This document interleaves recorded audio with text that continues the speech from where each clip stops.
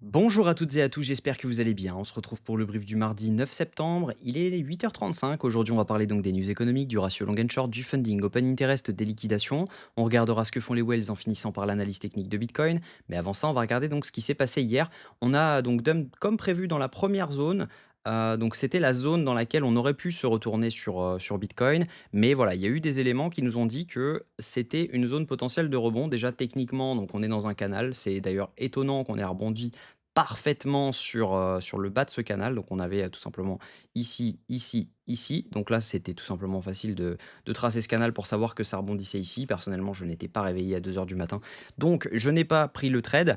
Donc là, on est clairement dans un canal. On pourrait revenir chercher le haut de ce canal. Maintenant, il va falloir faire attention dans cette zone-ci entre les 114 200 et les 113 654 étant donné que c'est là qu'on a beaucoup de liquidités à venir prendre. Donc, à mon avis, on pourrait avoir un rejet. Maintenant, est-ce qu'on ne va pas ensuite rebondir pour venir vraiment liquider tout le monde à 116 000 pour ensuite jouer sur ce canal et ensuite qu'il casse? Logiquement, ces canaux sont cassés à un moment ou à un autre et ils ont plus de probabilité d'être cassés à la baisse qu'à la hausse, étant donné qu'ils font toujours une prise de liquidité en haut, mais jamais en bas. Donc ça, c'est plutôt intéressant. On pourrait très bien faire un mouvement de ce type-là.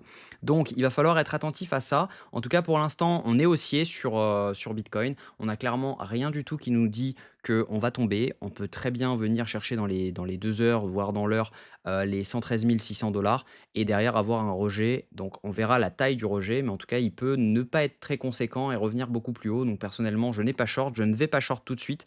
Il n'y a pas vraiment, de data et également de technique qui nous dit, qu'il faut ouvrir du short. Donc je déconseille fortement actuellement.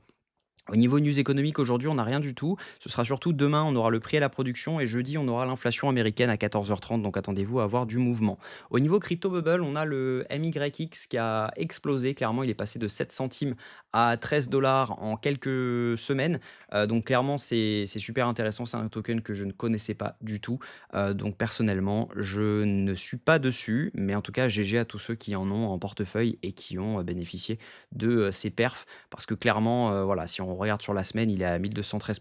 Si on regarde sur le mois, il est à 671 et sur l'année, je pense qu'il en fait partie. Non, on n'est pas, sur l'année encore, mais en tout cas, il est passé quand même, il a fait une belle perf. Au niveau, funding open interest, ce qu'on voit, c'est qu'ici, il y avait énormément de longs qui s'étaient ouverts. Donc on voyait tout simplement une hausse de l'open interest avec une hausse des fundings, ce qui voulait dire que ici, c'était beaucoup de longs qui s'étaient ouverts.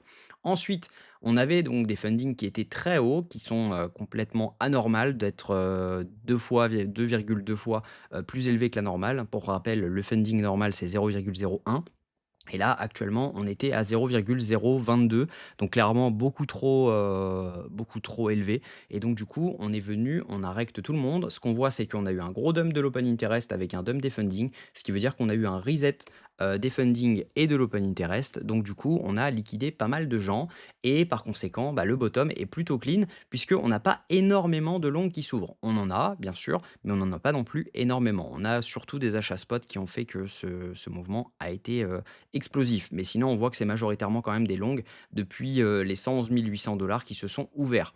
Au niveau max pain price, on voit plutôt que sur les dernières 24 heures, il y a plus de shorts à liquider, donc à 113 116 que de longues à 110 900 Si on regarde sur une semaine, c'est un peu la même chose. On a donc c'est plutôt du kiff-kiff sur une semaine, autant pour moi. Donc c'est 140 millions à 113 826 et 140 millions à 109 125 Si on regarde les liquidations, donc là, on est actuellement dans le cluster de liquidité. Donc je vais vous remettre ça. On arrive actuellement dans le cluster de liquidité autour des 113 116. Si on regarde sur 48 heures, on a donc toujours ce cluster à venir prendre jusqu'aux 113 000, donc jusqu'aux 113 700 Et si jamais on regarde sur une semaine, c'est la même chose. On a toujours ce cluster à venir prendre jusqu'aux 113 900 qui peut pousser un petit peu, hein, jusqu'aux 116 000. Mais on voit qu'on a énormément à liquider quand même en dessous. Donc faites attention à ça.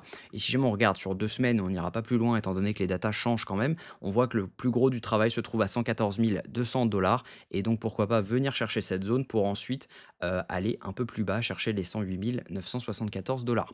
Si on regarde ce que font les whales sont actuellement en train d'accumuler fortement. On le voit juste ici, elles ont accumulé fortement. Donc c'est elles qui ont propagé ce mouvement. Ensuite, on a eu un léger dump plus une grosse vente des micro-whales. Et là, on voit que tout le monde est en train de racheter. On a donc les whales qui achètent, les micro-whales qui achètent ce mouvement et les retails, eux, sont en train de vendre. Donc potentiellement, bah, ils sont en train de short également, les retails. Donc on pourrait venir les liquider pour derrière avoir un top. Et ça, ce serait vraiment intéressant. Donc techniquement, ce que je pense, c'est qu'il ne faut pas short maintenant du tout. En revanche, il va falloir faire attention dans cette zone-ci, parce qu'on peut très bien ne pas venir chercher le haut du canal. Hein. C'est pas forcément parce qu'on a un canal haussier qui va jusqu'ici qu'on peut venir chercher les 115. On a beaucoup de biais qui nous disent qu'on va venir chercher donc entre les 113 650 et les 114 200 dollars. On a actuellement, des retails qui sont en train de short et des whales qui sont en train d'acheter. Donc ça veut dire potentiellement que, bah, on a de grandes possibilités de venir rect tout le monde, derrière poser un top dans cette zone et si on pose un top, là, on pourra revenir jouer sur ce canal, on pourra accumuler dessus jusqu'au moment où il lâche et derrière on peut aller beaucoup plus bas.